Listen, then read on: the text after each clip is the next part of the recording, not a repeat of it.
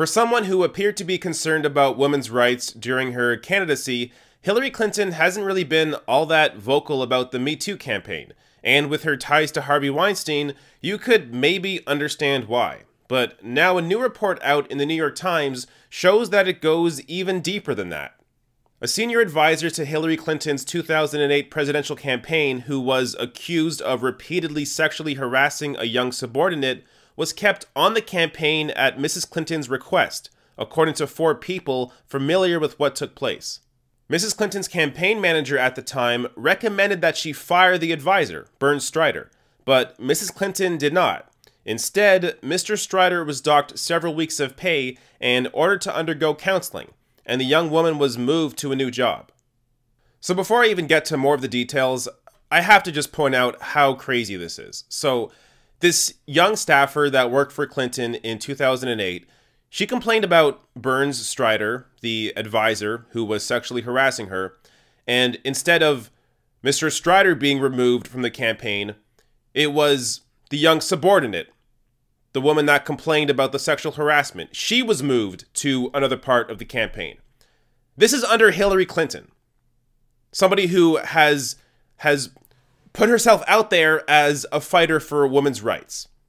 Now, hopefully this sort of thing is going to stop happening now that there's this Me Too movement and more people are aware of sexual harassment and sexual misconduct in general. But the very fact that this happened under Hillary Clinton, somebody who acts like she is a face of the women's movement, is insane.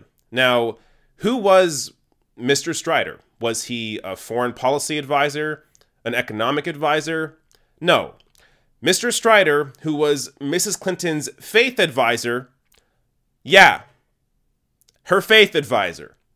This is the guy, I'll read the rest of this quote in a second, but this was the guy sending her scripture readings every morning.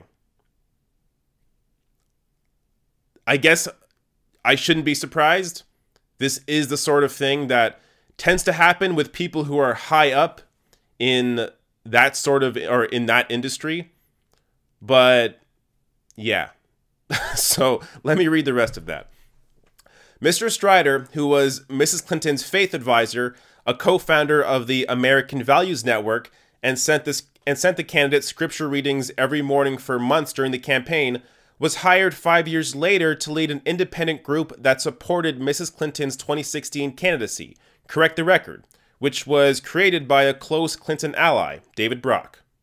Now, everything about this is gross. The sexual misconduct, obviously, the fact that Hillary Clinton kept him on, the fact that he was a faith advisor, and that he was hired by Correct the Record, a group that paid online trolls to attack anyone who criticized Hillary Clinton on social media, and is suspected to be behind various smear campaigns directed towards Bernie Sanders, including pushing the bullshit Bernie bro narrative, where Bernie was painted as a sexist or a racist. Now let me just give you a quick overview of David Brock, the guy that runs the Correct the Record super PAC. So in the 1990s, he was a Clinton enemy, and then saw the light, or money, and decided to switch sides to the Democratic Party as a way to enact smear campaigns for the Democratic establishment, and was an important Clinton ally in 2016. But even Mr. Bernd Strider, the faith advisor accused of sexual harassment in 2008, even he was too much for Correct the Record, as Bernd Strider was fired after several months for workplace issues, including allegations that he harassed a young female aide, according to 3 people close to Correct the Record's management. So Correct the Record, to their credit, apparently realized pretty quickly that Mr. Strider was a creeper and got rid of him. Now, while Strider was on the Clinton campaign, what was he accused of actually doing? The complaint against Mr. Strider was made by a 30-year-old woman who shared an office with him. She told a campaign official that Mr. Strider had rubbed her shoulders inappropriately, kissed her on the forehead, and sent her a string of suggestive emails, including at least one during the night, according to 3 former campaign officials familiar with what took place. So this was clearly inappropriate behavior, even for 2008. He rubbed her shoulders, physically kissed her on the forehead, and sent her suggestive emails. Now, after all this happened and it was brought to Hillary Clinton, how did she react?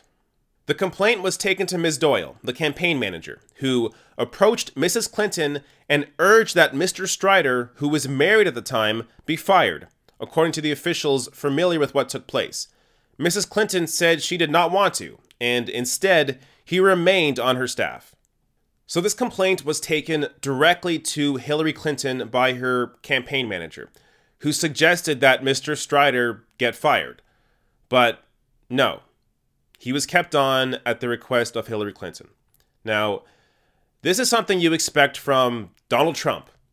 Actually, you probably expect Donald Trump to be the one doing the harassing.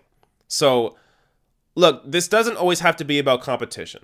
Yes, Donald Trump is obviously worse, but we don't even need to compare the two, because Hillary Clinton acts like, or makes herself appear as, campaigns as, a voice for the women's movement.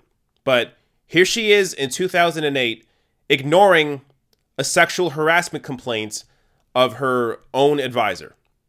So, in some ways, that's even more insidious, because as a young female employee for Hillary Clinton, you likely expect to be treated a certain way and to not have to deal with this sort of thing. And if this thing comes up, for it to be dealt with it properly. But this sexual harassment claim was not dealt with properly. Instead, it was the young woman that was removed and put somewhere else, and Mr. Strider stayed in the same position. Now, I do want to give serious credit here to Maggie Haberman and Amy Chozick of the New York Times. These are two writers that have often been viewed as Clinton allies, but they reported this story, and I think they deserve serious credit for it. Now, someone else I want to give credit to is somebody who was also mentioned in this article, and that's Lena Dunham. Now, Lena Dunham was a big Hillary Clinton ally, celebrity ally, who I often see as somebody who thinks they have their pulse on millennials, but really has no clue, and really no fault of her own.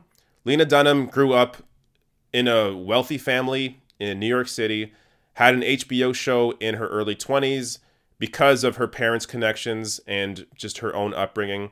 So she's somebody who was in many ways born with a silver spoon in her mouth. But she does deserve credit for calling out Harvey Weinstein during the campaign.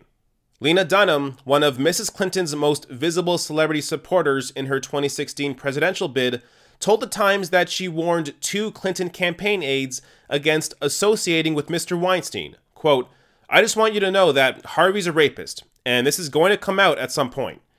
And just like the complaints against Burns Strider in 2008, Hillary Clinton did nothing about Harvey Weinstein either.